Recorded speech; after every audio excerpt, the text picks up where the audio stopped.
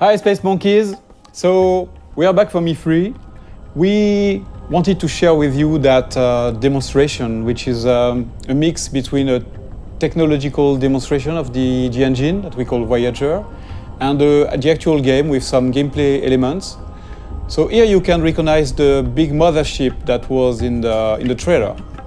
Of course, it's not the same level of quality. This is a work in progress assets. But again, we wanted to share all these materials with you. As you know, the game is in development.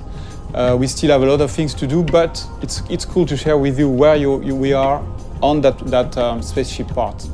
So here, the mothership is like a home, a house for the player. That one is about 400 meters long, and you can have your crew inside, of course your main character, but also your spaceships. So if you start in the game without anything, and you get your first spaceships, even if then later you have a larger spaceship, you can keep the smaller one into the big mothership. That's the same thing for the crew. If you start with one or two members in your crew, then you can have them in your big mothership later. That gameplay mechanic of what we call the Russian dolls, so bigger, smaller into the bigger, and then your characters, is very close to what we had in fact in Beyond Good and Evil 1 when the characters were getting out of the hovercraft. So here we have that monkey, which is my playable main character here, but of course in that game, you can select your character and create your own character. Just to give you a feeling of scale, that ship is about 20 meters long, and the other one, the mothership, is about 400 meters long. I'm going to go close to it so that you can see the size. So when we have large spaceships like that, the good thing, the interesting thing is that they are a real level of gameplay. You can go inside. We have interiors for those big ingredients. So imagine I'm at the beginning of the game. I'm starting the game. I have nothing, but I am like like in Beyond Good and Evil 1, you start without anything, and you have to get some money to like level up and get your first vehicles. So imagine I'm just delivering pizzas here. It's like a side quest or just a way among many to get some money. I'm delivering pizzas to those guys. So imagine it's not my spaceship. That's the beginning of the game, and this could be an interesting way to trigger the first ingredients of the adventure, because the spaceship is a playable interior. You can get inside. You can sell your pizza, and then instead of getting out of the ship, you could decide to explore the ship. And why not discover that there is some slavery, some human trafficking and things like that. The good thing is that in Beyond Good and Evil 2, like in the first episode, you can take pictures. So if I'm taking a picture of evidence of the things I'm seeing in the game, then I can share those pictures with the guys in the city, for example, and then I can trigger discussions with those guys based on the picture I took. So that's a very interesting mechanic that can create that feeling that you can explore everything and you can gather informations and share those informations with NPCs, but also between players. Another very interesting thing here is the feeling of scale. Here we know that the players, that they will explore everything. They will want to go everywhere. So we need to handle large scale ingredients, like that huge statue, where you can go very close to it and you can look at all the details on the statues. And of course, you can go inside of this kind of statue, and you can also get on top of it. I just want to show you something interesting about the scale and the feeling of scale. So I'm going to land on the top of the statue, and you will realize how big it is.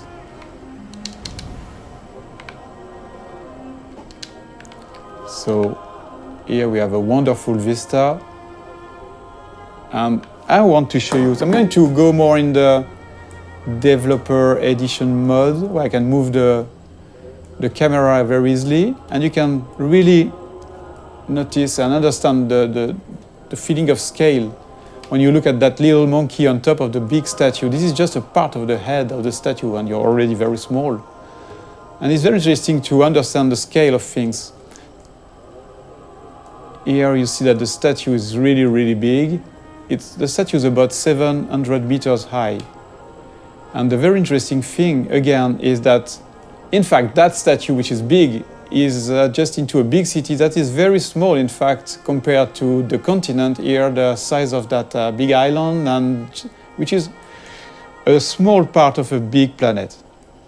So you realize that you are just a little dot on that big planet, which is, in fact, just a small planet around a bigger one, which is a small dot in the big universe. So when we started that technology, we thought that we needed to handle that feeling of scale and in a realistic way. Before going into details, we wanted to make sure that the engine was capable of handling this kind of thing. When you look at this sunset, it's not exactly a sunset made by artists. It's really the combinations of physical ingredients, you know, the light that is changing depending on the atmosphere. So you can see here the different colors. And the fact that, of course, the planet is rotating around in space, around the big planet. So here I'm doing a kind of time lapse. I'm modifying the time so that you can understand better how it works. You see that everything is turning like in a real solar system. So yes, I'm increasing the speed. You see the night here with the cities.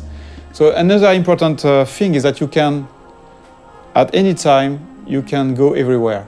So if I'm going into another city, there is no loadings and things like that. Everything is seamless because it handles that big universe in a consistent way.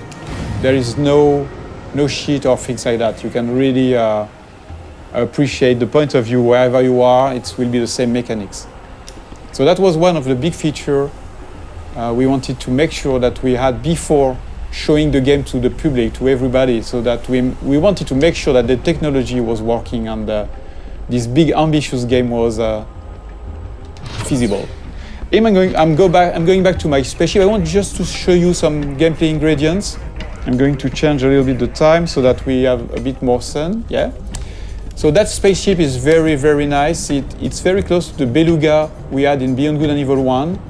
It can handle very large speed, but it's also very easy to do loopings and trigger very fast movements. So it's a dogfighter. I can increase the speed. So this is a classic plane speed we have on Earth. We are about 1,000 kilometers per hour. But you can increase that speed dramatically, like this, for example, and you will see. So the speed is increasing now.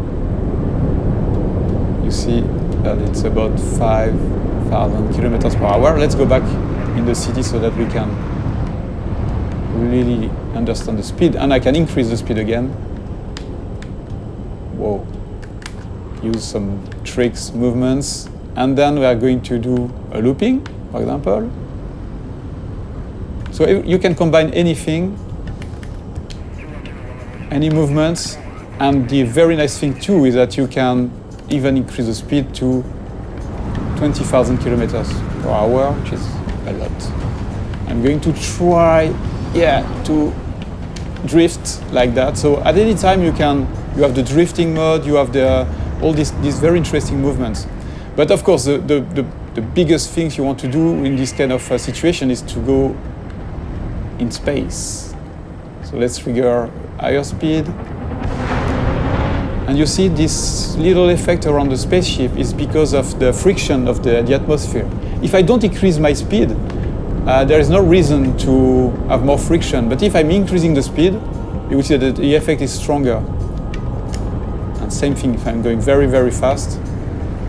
So depending on the quantity of atmosphere, you can have a stronger effect. Until you start burning. But you see, with those very high speed, you can really travel very, very far and very fast. Just changing the time of the simulation so that we can appreciate a wonderful view in space. So if I decide to go on this planet or the satellite, which is somewhere around there, I can go there seamlessly.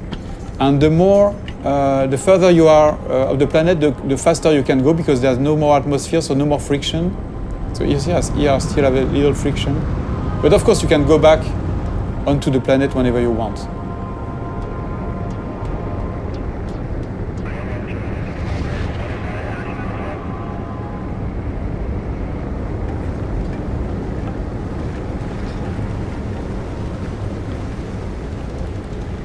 A very interesting thing too is that there's a lot of biomes on the planet, like this desert, or you have frozen lands on the planet, different cities.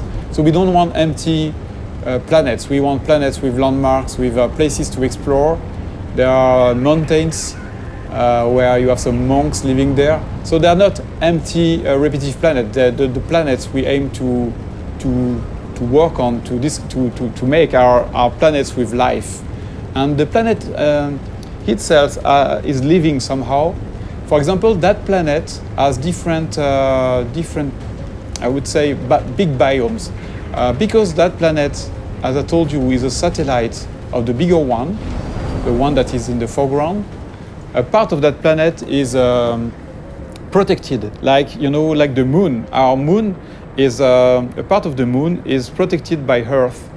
From the big asteroids and meteorites. So here that's exactly the same thing. The cities are built in the safe place where nothing is falling from space. But I will show you a bit later the opposite part of that planet, where you can have real-time giant meteorites, asteroids falling and modifying the planet's ground. The very interesting thing is that this kind of event is connected to the life on the planet.